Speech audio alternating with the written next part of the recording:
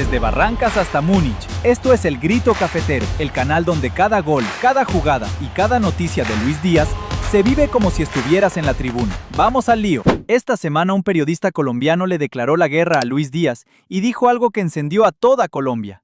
A mí lo que no me está gustando es que haya adquirido ese vicio de simular en el área. Simulación no son penaltis. ¿Quién dijo que eso era penalti? Carlos Antonio Vélez, una de las voces más influyentes y polémicas del periodismo deportivo colombiano, salió esta semana a decir que Díaz ha entrado en un vicio que no le está gustando nada, que está simulando, que en 2 partidos seguidos se tiró al piso dentro del área de manera descarada, y que la expulsión contra Leverkusen estaba bien pitada. Pero mientras Vélez lo destroza desde Colombia, en Madrid el entrenador del Real Madrid ya salió a decir algo que tiene a toda Colombia con los pelos de punta, que el Bayern de Díaz es uno de los equipos más en forma de Europa, y que para llegar a la final tendrán que pasar por ellos. Arbeloa ya está temblando, y el Bayern respondió publicando un video de Lucho con un mensaje clarísimo: Díaz para el mundo. 2 mensajes opuestos, el mismo protagonista, la misma semana. Y quédate hasta el final porque hay una declaración de Arbeloa sobre Díaz que está dando la vuelta al mundo esta noche, y que ningún aficionado colombiano puede perderse. Pero un segundo, parceros, si cada vez que Lucho hace de las suyas tú también pegas un grito cafetero, entonces estás en el lugar correcto. Solo te pido un favor: si te gusta este contenido, suscríbete, activa la campanita y regálanos un like para que esta hinchada siga creciendo. Ahora sí, vamos a lo que vinimos. Para entender el contexto de todo lo que ha pasado esta semana con Lucho, hay que saber en qué punto llega. El sábado en Leverkusen, Díaz fue expulsado en el minuto 84 por una segunda amarilla que el propio árbitro admitió horas después que fue un error. El Bayern apeló, y el tribunal rechazó la apelación con un argumento que dejó a toda Alemania sin palabras: que el error del árbitro es irrelevante para su valoración. Sanción confirmada. Díaz se perderá el partido de Bundesliga contra el Unión Berlín el 21 de marzo. Todo eso en el mismo momento en que desde Colombia, uno de los periodistas más influyentes del país decidió que era el momento de atacar al colombiano del momento. Y lo que dijo encendió un debate que lleva días sin apagarse. Carlos Antonio Vélez lleva décadas siendo una de las voces más respetadas y polémicas del periodismo deportivo colombiano. Cuando Vélez dice algo, Colombia escucha, y esta semana lo que dijo sobre Luis Díaz generó una reacción que todavía está resonando. En su columna de opinión, Palabras Mayores, fue directo al grano sin ningún tipo de filtro: que Díaz como siempre hace su gol, que es una habitué en las jugadas decisivas, pero que en los 2 últimos partidos ha entrado en un vicio que tienen ahora los jugadores: simular, y simular de manera descarada. Y fue más allá. Señaló 2 jugadas concretas. La primera fue en el partido contra el Atalanta, donde Díaz supuestamente simuló un penal y el árbitro le perdonó la amarilla. La segunda fue exactamente la jugada de Leverkusen, que terminó en su expulsión, donde dijo que Díaz se tiró al piso dentro del área ante un contacto mínimo con el portero, y remató con algo que pocos esperaban escuchar de un periodista colombiano sobre el mejor extremo colombiano del mundo: que la expulsión estaba bien pitada, que amarilla con amarilla bien echado. Contra el Atalanta se salvó de que ese árbitro le mostrara la amarilla comenzando el juego. Se tiró aparatosamente al piso, a la piscina. Y lo mismo pasó aquí. No.